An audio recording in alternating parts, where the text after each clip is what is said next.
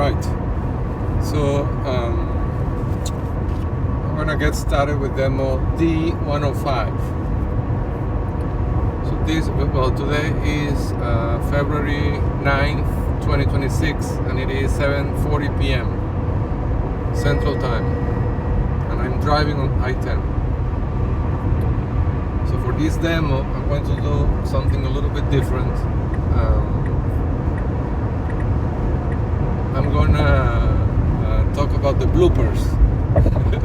So like like in the movies, right? When at the end of the movie they show you these funny scenes of what they were making the movie, right? Things that did not go well. So the same idea, right? I have a collection of experiences that I've had with these people in general, right? Like through the years, like through the last 25 years,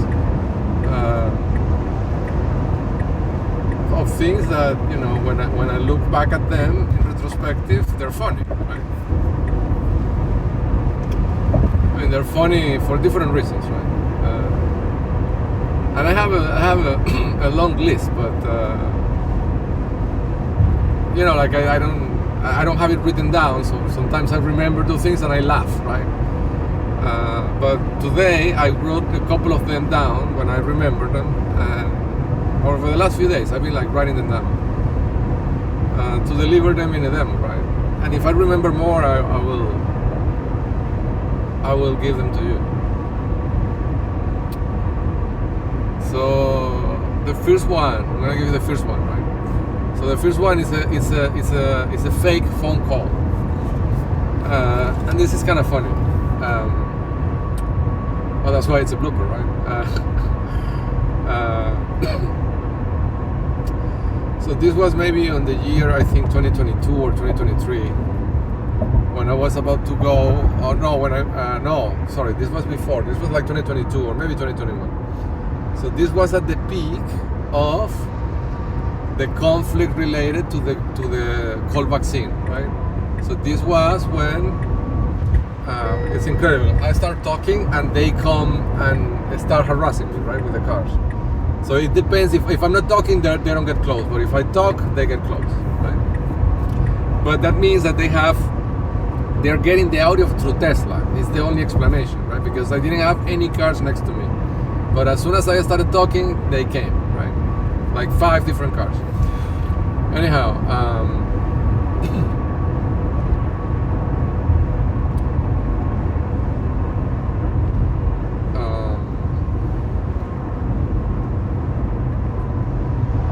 yes, so this was at the peak of the conflict with the cold vaccine, right? So this was when Travis Kalanick and Piero Midyar were attacking Calculato Health with Akamai, right?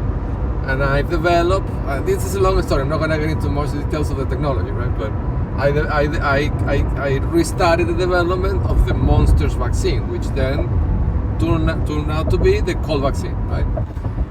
With which I was able to defeat Akamai, imagine that. Myself, with just a handful of servers from a town in Texas, was able to overcome the attacks of a corporation like Akamai. Right? So anyhow, when that happened, right, I was staying at a hotel. I can't recall exactly which one. It was a Marriott. I think it was I think it was the one in front of the Fort Bend County.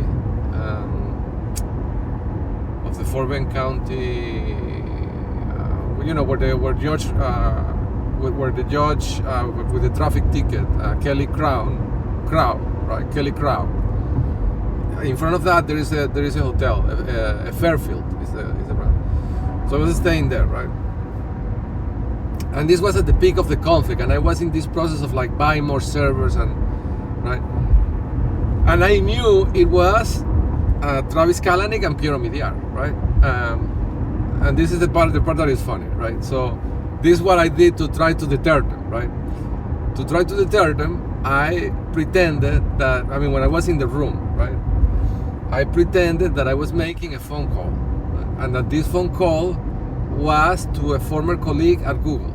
And, I put the phone, like my cell phone, right, next to my ear, and I started having this technical conversation with this fictitious, supposedly, right, this suspicious, a fictitious coworker from supposedly Google, right? But it was a fake, like I was pretending, right? My goal with this was to make them believe that I was not alone, right? It's like, that philosophy of, fake it till you make it, right? So I wanted to make them believe that I was not alone and that I was working with another Googler, right, on this problem. So we were two Googlers working on this, right? Thinking that this would deter them, right? And of course, this is funny to me now for, thousands of different reasons, right? So for example, first of all, they own Google, right, practically, right, at this point. So this is not going to this wasn't going to deter them of anything, right? I imagine they would have laughed when they heard that, right? Also, we have here a super spy. Nobody knows he's a spy. Oh, and look at this. They have 3 antennas on this hotel. This is amazing. Look at those. Oh, and look at all those disabled parking spots. This has to be wow.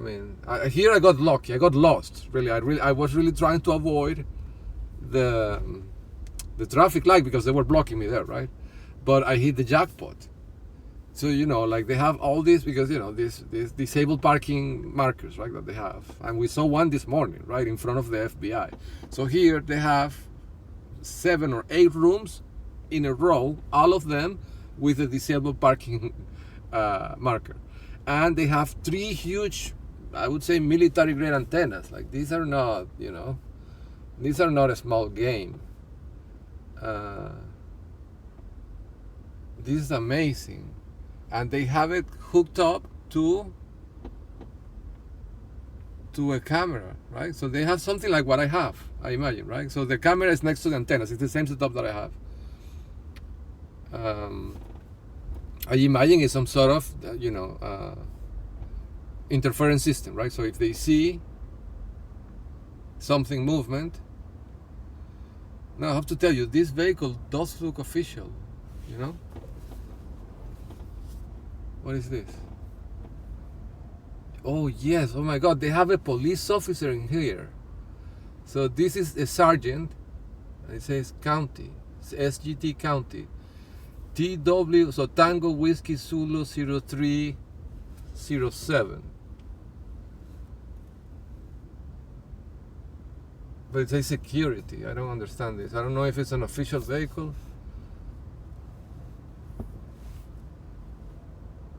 It says license C12661701.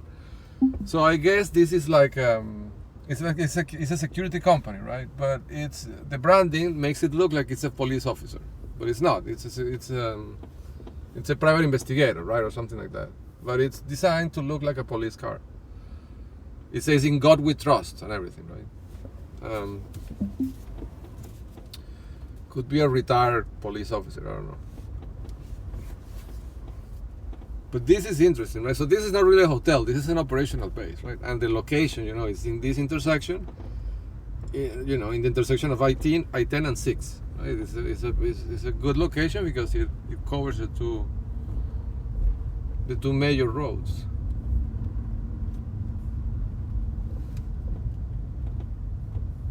Oh, this is amazing.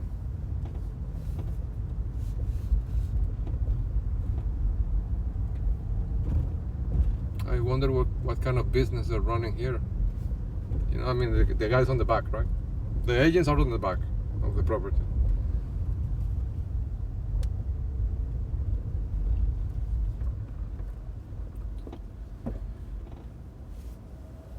So anyhow, so I make that phone call, right? And I probably took like 15 minutes or so on the phone call, talking to this hypothetical Googler, right? So this guy is going to block me here forever, right? He's not going to move.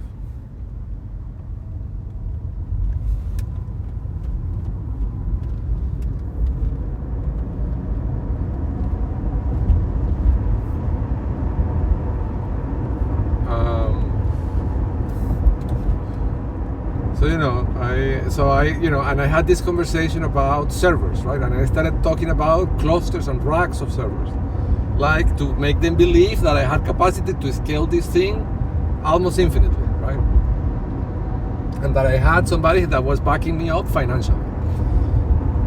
But it's funny to me because as a blooper, right? Because well, first of all, right, the level of surveillance they have had me under for 25 years, right? They knew, they had my phone, that phone that I was supposedly making the phone call from, is bugged, right? And it's still bugged today. They have captured the cell phone antennas in all Katy. They own Katy. They own the hotel, right? They had the room bugged, right? That's why they gave me that room. Penelope was there and she was carrying bugs with her, and she's an agent, right? She knows I'm not making the phone call. They had like 100 different ways to know that the phone call was not real, right? But I try to do this to try to deter them, right? To try to imagine that, right? It's funny, right? If you think about it, it's funny to think that something like that would deter two of the richest men in the planet, right? So I don't know. It's one of those things that you look back and you laugh, right? Like I see myself just trying to to break through, right? The resistance, to punch through the enemy lines, right? Through the enemy lines, in a way. So that was funny. So most of these things are things like that, right? Things where I wasn't completely honest to the agents, right? But I was just trying to, get around a situation where I felt there was too much resistance, right? So that's one, right? The other one is also very funny. So it was about so the other person was John Giraldo, right? I would say in English.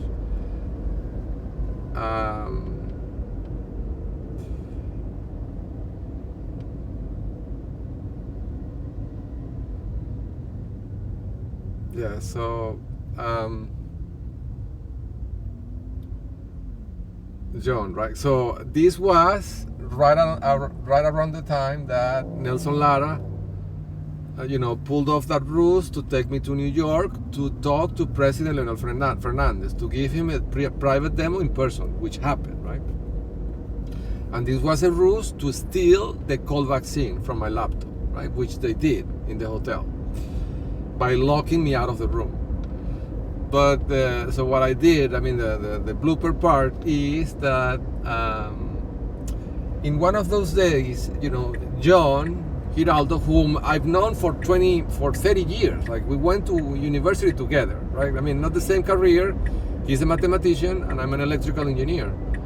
But we started university on the same year and we were in the same classes of literature, right? Which in a way it's kind of funny, right? Because that's a different story.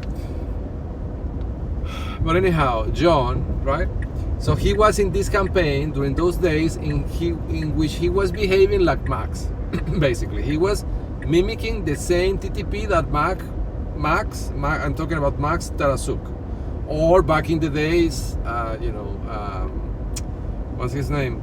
Hidalgo Martinez and Inciarte, what's his name? Jose Alberto Inciarte, were doing, right? Back in the days. It's the same TTP. It's like, they say that they want to partner with you to build something or to help you build something, but then they turn into your enemies, right? And they start harassing you and sending you threatening emails and things like that. So John was in this mode, right? Where he was like basically being aggressive towards me, right? And he was supposedly a contractor of my company, right? But he was overtly being insubordinate and being threatening and stuff. So as a way to try to deter him, right? Because I didn't want to break the relationship. Like, John is a pretty smart person, and technically savvy. Like he's very good, right? Like I saw him as a good resource, and I didn't want to lose him, right? So to try to not break the relationship, but still get him, to work for me, I tried to do the following, right? So when Nelson Lara tells me that, come to New York and let's talk to President Fernandez, it happens to be the case that John Giraldo calls me, right? And when John Giraldo calls me, he asks me, what are you doing, and all that. And I tell him, no, I'm going to the UN tomorrow, right? Which was an exaggeration, really, because I wasn't really going to the UN. I was going to a private meeting with the president that was going to the UN. I mean, the one that was going to the UN was President Fernandez. I did not get into the UN. I was meeting with Fernandez, right? Outside of the UN. But to make John believe that I was getting traction on the political product that I was building, because I was building this technology of key opinion leaders for political applications, for political campaigns, right? So to make him believe that I was getting traction, so he would be motivated, right, to keep working with me and stop being aggressive. So I tell him that I'm going to go to the UN, right? It's an exaggeration, really, but that's what I told him. And then the next day, after I met with President Fernandez, he was talking to me on WhatsApp, and I sent him a message implying that I had gone to the UN and that I had met with 5 presidents. So I exaggerated even more. I didn't meet with 1, I met with 5, right? But this is funny to me now, right? Because under this level of surveillance, all of them must have known that I was exaggerating, right? Like from Nelson Lara to Rafael Ramirez to Maria Eugenia Rojas to John himself, right? Because he worked for the SEBIN, for the Venezuelan intelligence. So all of them knew the truth, right? And I thought that I was tricking John, right? So after you see the reality, it's laughable, really, what I was doing, right? I mean, it was naive, it was cute in a way, right? I see myself doing that, and I think, it's cute, right? In light of what I know right now, right? Having the database, right? So anyhow, that's the second blooper. What else do we have? Oh, this is funny. So this is, right? I was talking to Penelope, right? This was maybe 2024, right? I don't know, 2024, I think this was. Before I captured the database, I didn't have the database yet.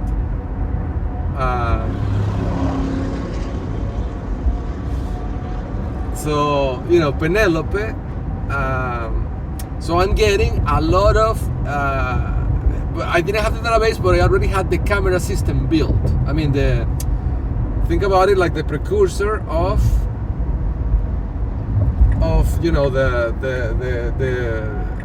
the camera vision system that I have, right? Think about it that way. The first versions, right? Like when I was driving around, I don't know if anybody ever sees this, but you will see that I was driving around with a bunch of GoPro cameras, right, attached to the car.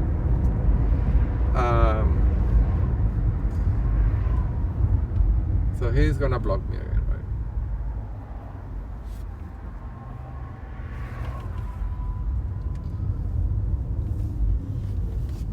Okay.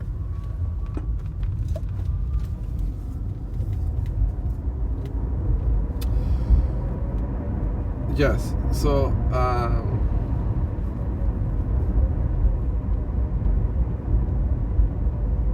I was driving around with all these GoPro cameras, right? So it's a computer vision system. It's the predecessor of what I have today, right? It was the first version, more or less. So what happened was that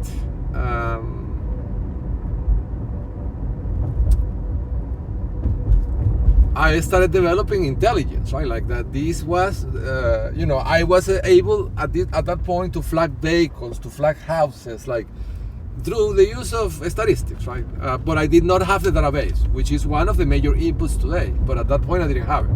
I was developing the technology based on radio frequency measurements and the camera vision system, right? So it was a hybrid system that had a GPS. It had the camera vision system, and it had what is it called? and a frequency analyzer, right, to analyze the spectrum. So it would detect the frequencies that the box in the car would fire in response to the queries of the agents that were passing next to me, right, as they're passing next to me right now. So by looking at the GPS location where the radio frequency burst occurred, I could basically reconstruct, think about it as a micro version of the geo index, right, by hand, because I could observe through software where exactly which geographical points they were fighting the radio frequency at the car and where the car was replying, right? These things are points that are marking the index because the encryption depends on that. So I was basically reverse engineering by hand the points in the index, but of course I was restricted to only the areas where I was driving, right? So using that, I had my own version of the geo index already, even before capturing it, right? And I think this is important because this gives credibility to what I'm saying. Like, you know, I didn't find this randomly, right? I figured it out, really. So anyhow, I started developing intelligence based on this, let's call it manual built version of the geo index, right? Manually built. And Penelope is pressing me because I start developing intelligence, but I'm not telling anybody how I'm developing it, right? So from her point of view, she's only seeing, from her point of view and from the point of view of the Venezuelan intelligence and Ronaldo Patirroyo and all those people, right? What they're seeing is this guy is learning stuff. Like, where is he getting this, right? So Penelope starts pressing me for information, right? Like, she starts asking me who is giving me this information, right? She starts pressing me really hard, right? And she's asking me in different ways, like nicely, like, no, she's not aggressive, but she's asking me multiple times through a period of like 2 weeks, right? In different ways, like she's curious to know how I'm getting this stuff. So, you know, because I didn't want to, I knew at that point that I was under heavy surveillance, and so I didn't want to say anything, right? So and I didn't want to, you know, break my relationship with her, right? Because I really liked her. So my response to her was, and at some point I figured that I have to tell her something, right? Otherwise, you know.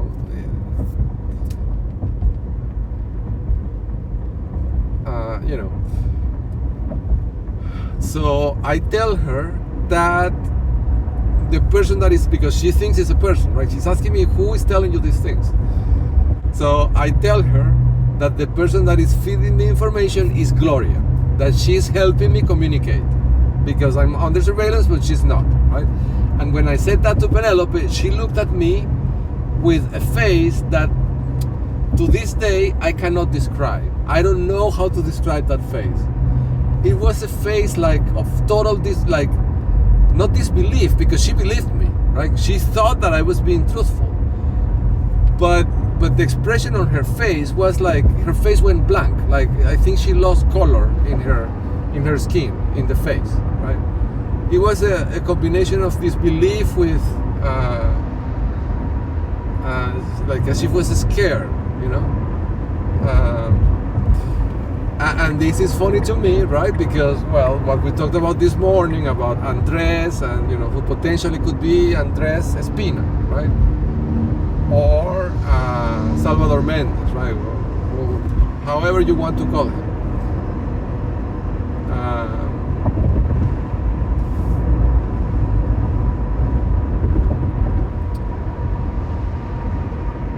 So, you know, like, imagine that, right? So Penelope must have known about Gloria, right? And about, maybe she even knows Andres, right? And they're a team, right? They're working together, right? Through all these years, we're talking about 10 years. Like, when I tell you these things, it may sound like it's something that happened over a month, but I'm talking about 10 years of my life, right? They've been working together for 10 years. Well, Penelope arrived here in 2016. Yeah, so 10 years. And Andres and Gloria and, you know, the Moleros and all that, 2014. So 12 years, right? So they've been working together as a team for 10 years. And I tell her that Gloria is helping me by passing information to people to help me coordinate, right? That she is my coordination point. So of course, I look back in retrospective at this, right? And again, I look at what I did. I mean, I did what I could with the resources and information I had, right? But at this point in my life, I look back and that is funny. It's really funny to me. It's naive, right? I was being super naive. And I can understand Penelope's reaction, right? Because what she thought, I mean, Penelope, I don't know, right? I don't know how high up she is, right? In terms of technical skills and in the espionage world. But I imagine, right, the thought could have crossed her mind that Gloria flipped, that she was a traitor, right? And also, looking back at this in perspective, of course, this didn't happen because they have such a closed loop system, right? Like, I mean, Andres is the husband, right? Like they knew immediately that this wasn't true. But if it wasn't such a closed system, my comment, I mean, this is something I thought after the fact, right? Before knowing how close of a system this is. So maybe last year I had the thought of, they could have killed Gloria. Like, if they had been convinced that she was helping me, they would have killed her, right? So that simple comment could have put her life in danger. Of course, that didn't happen because all her family is in the team, right? And they know it's not true. They probably laughed at my attempt of deceiving Penelope, right?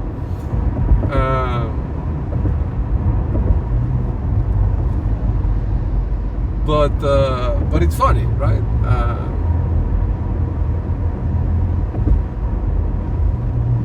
It's really funny.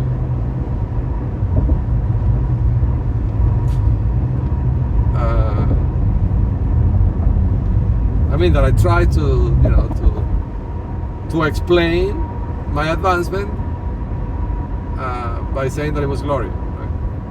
And I think in a way, right? I'm not sure about this, right? Because again, it might not be the case, but I think in a way all those things played out to help me right now.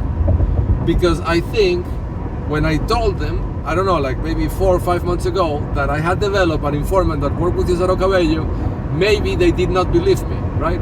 Because I've been doing this thing over the years. I mean, these things, I'm telling you all of them together, and you may think, well, you told them a lot of lies, but this really happened over a period of 10 years, right? So maybe I told them a lie like this once a year, right? Something like that, when the situation I felt was inescapable.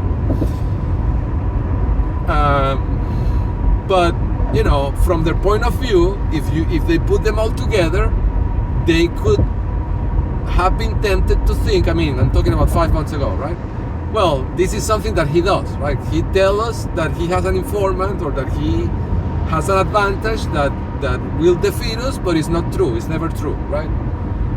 But in this case, it is true, right? And of course, when they realize that it's true, it was too late, right? Because I not only had developed the informant, I had developed a platform to communicate with the network of informants, and they can't stop me from communicating now, right?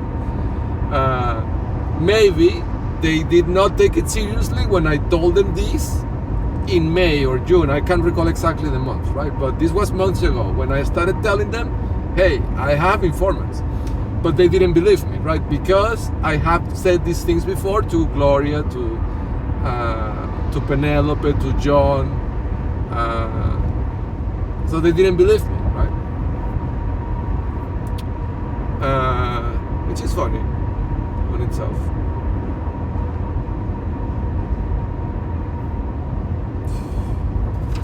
Okay, let's see.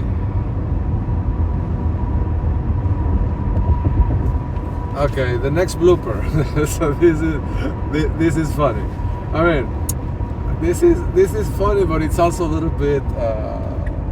Sorry, let's leave this guy pass because he's He's listening in. Yeah, so see, that's an interceptor vehicle, W0. It's a Tacoma gray or silver.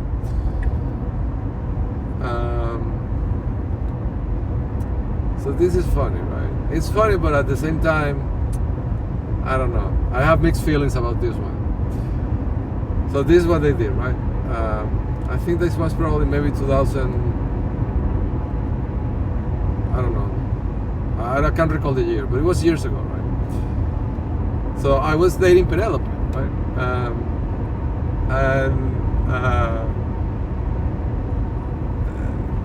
I don't want to say that I was in love with her because, you know, like this, I mean, it was all the deception. Like, it was all an illusion. Like, the person they presented to me wasn't really Penelope, right? It was an illusion of Penelope.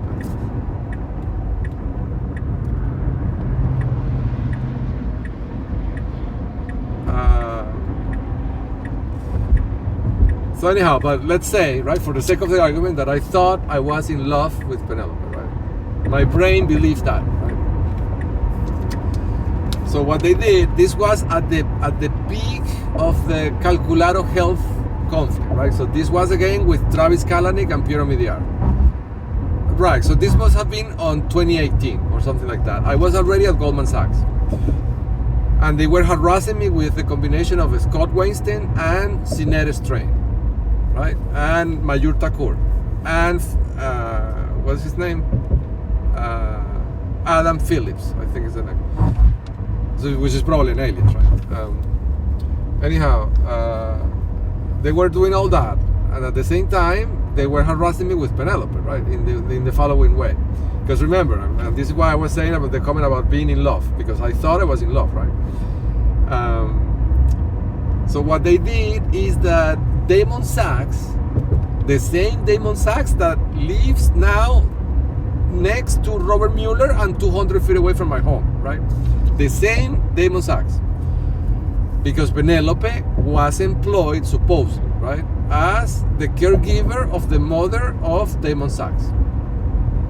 So Damon Sachs, the same Damon Sachs that lives basically next door to Robert Mueller, sent her, I was with Penelope, right, physically together, in the same room. And in that moment, he sent her a message pretending that he is his father, meaning the husband of the woman that she is supposedly caring for, right? Sorry.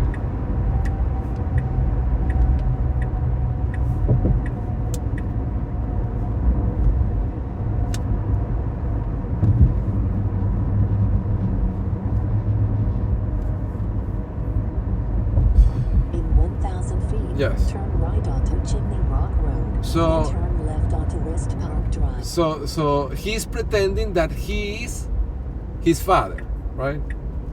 And he sends her a message. Onto Chimney Rock Road. Sorry. I think I see her. Sorry. Yes. Okay, so he sends her a message, okay? Now turn left onto West Park See, they Drive. got me here with interceptor. This Lexus, right? It was right position in the right place. Victor Lima Whiskey 5302. And they also sent a dog walker, just in case. And Trigion United, not the United name marker, right? So anyhow, Damon Sachs, I mean, and this is the thing that is amazing to me. I mean, that all these people, right? I mean, they're so tight as a team that now Damon Sachs is in the picture, but in a different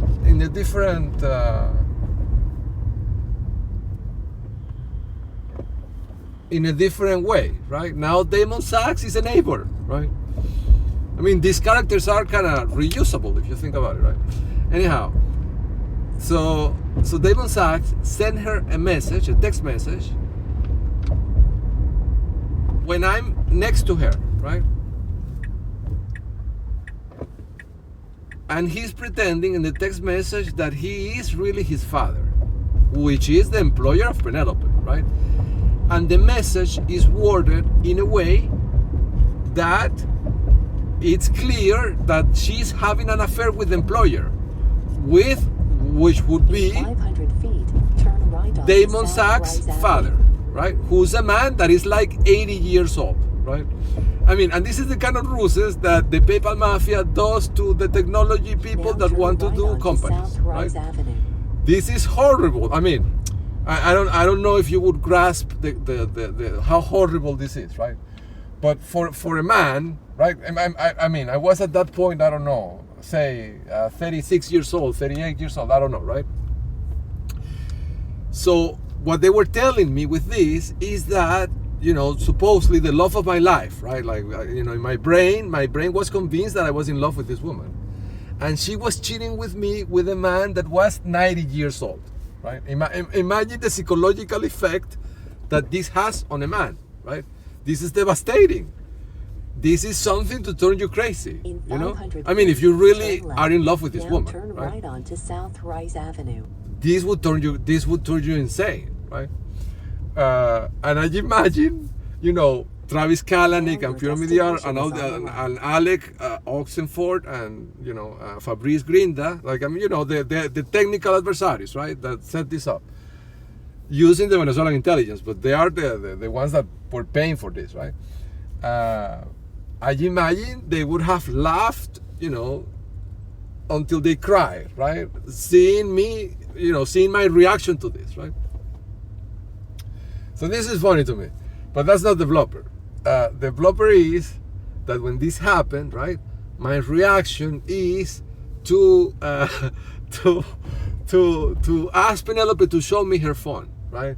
Imagine that. I mean, with the level of intelligence and, you know, malice that these people have and technology that they have from the Chinese, they could, you know, if Penelope wanted to hide something from her phone, I would never be able to find it, right?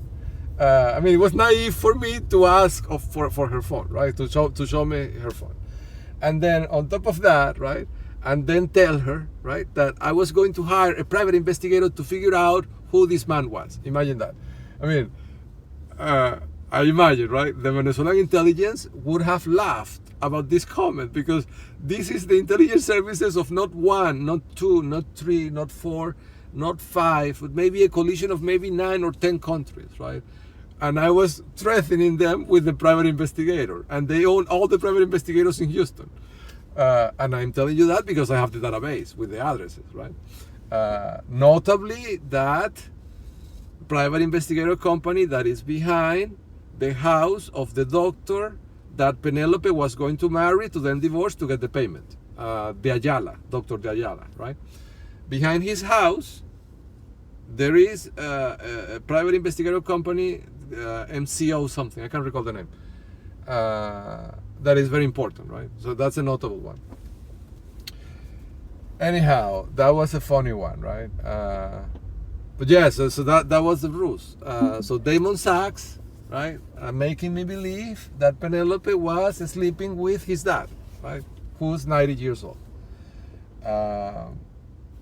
So that was that. But the funny part, the blooper, is really my reaction, right? Anyhow, I'll keep going in a second. I have to buy some cables that I need, and I'll be back.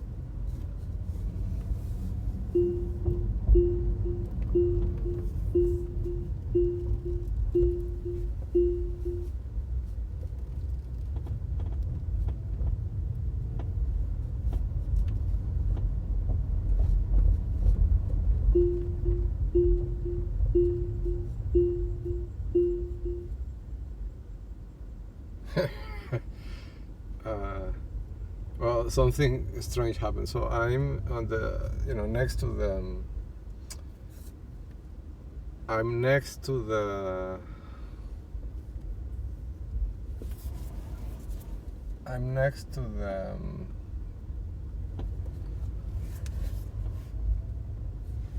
To the Micro Center, right? And there is a Chick-fil-A, which is, it's a famous fast food store. And they have a fleet of Chick-fil-A official vehicles parked outside. Now, I don't know if it's this particular location or if it's an entire franchise. To be honest, I haven't checked, but I can tell you, this one that is next to the Micro Center, all the vehicles that are parked in there in front of the Chick-fil-A that have the Chick-fil-A logo, and these are the official vehicles, right? All the vehicles had the bigrams, like well-known bigrams used by the vehicles of this network. So that's funny. But speaking about the bloopers, right, that we were talking about before, that one was funny, the Damon Sachs, right? The Damon Sachs ruse. Because, fast forward a few years and we are neighbors, right? And I discovered that he lives next to Robert Mueller, who was the director of the FBI, and also that his father, the man that supposedly, like, he made it look like Penelope was cheating with, his father was the one that built Lake Point Estates. Imagine that. I mean, their company, Liberty Homes, is the company that built, the builder that built Lake Point Estate for the Russians 25 years ago. So put that in perspective, right? It's funny.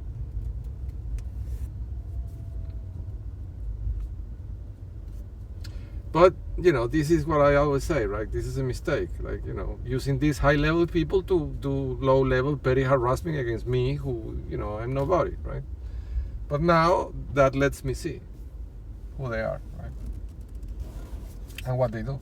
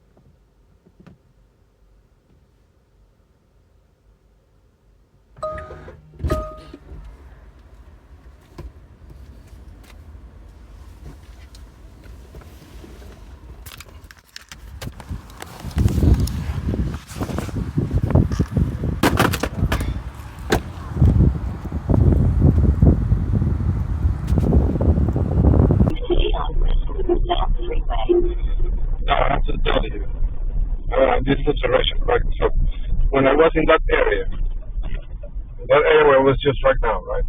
behind the Walmart that is next to the Micro Center. They stopped following. Now take the interstate. Nobody followed in that area. On the left. And that is strange on itself, right?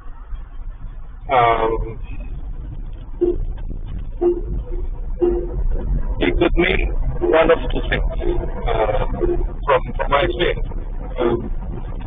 It could be that it did something to the car, right? They don't want to follow me in case I have an accident or something.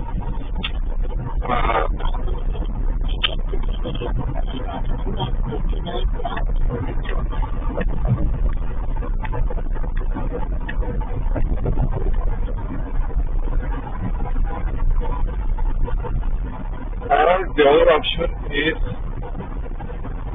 that for some reason the high liability in follows me in that area.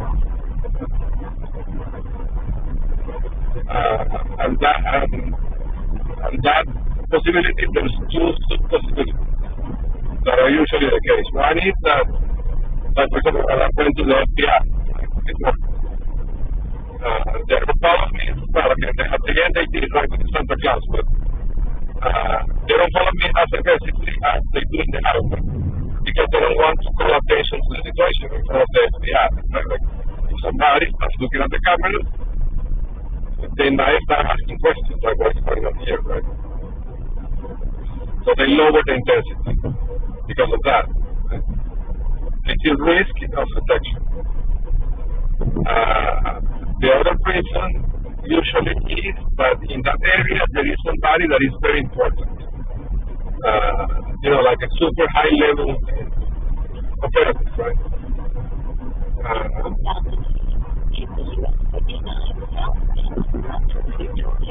And the same, right? They don't want to call attention to the situation in the area, in the vicinity where this important person lives.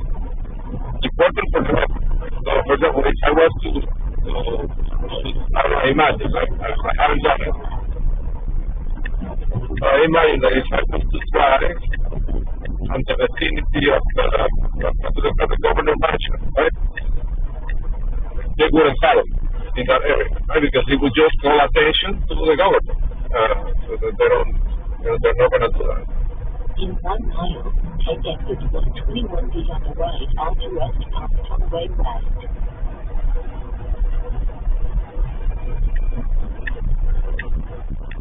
So it could be, one of those possibilities. But I've noticed that when I was in that area, they didn't help me right now, right? They let me be, which is not common at all.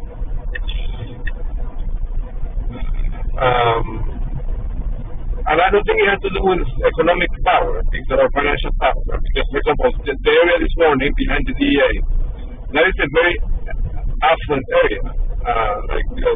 The people that live in that area are people that have a lot of money. You can tell that by the houses.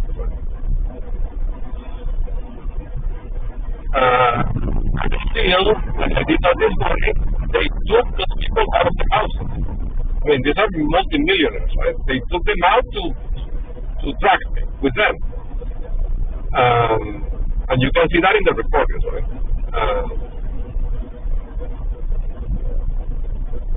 Which on itself, to be honest, right, when I saw that this morning, it was a strange feeling. Now take exit 121 feet on the right. Because you can see, I don't know if you could see this in the recordings, but I could see it in person. I could see how, I don't know how to say it, the demographics, right, of the area change, right? Very different type of people than you would think, right? Which I understand is normal, but the contrast to my eyes was striking.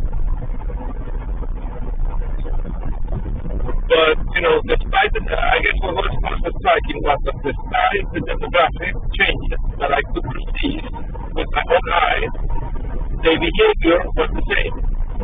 So, even if these people were obviously rich and obviously, lighter to their way, they were behaviorally conducting themselves in the same exact way as the 7 agents engaged, right?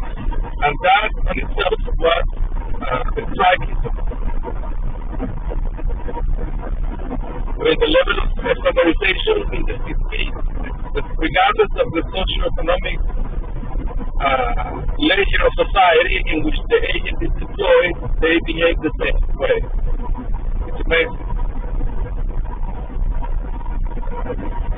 And you can see this, in the tourist market, right?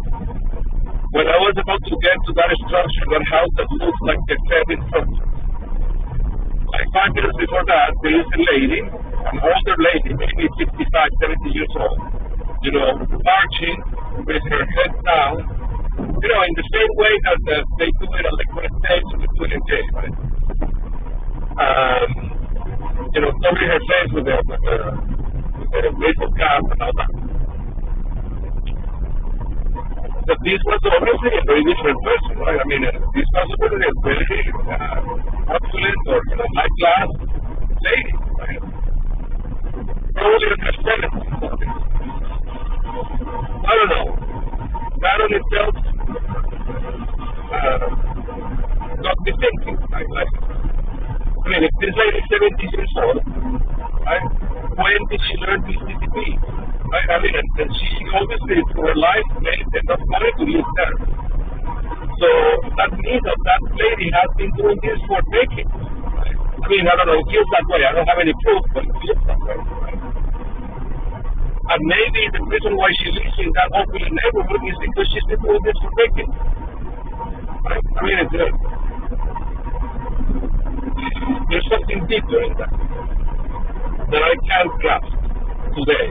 Right? But I imagine in a couple of days I will understand it. But there is something deeper than that, than what I'm just saying, in that observation of that particular lady.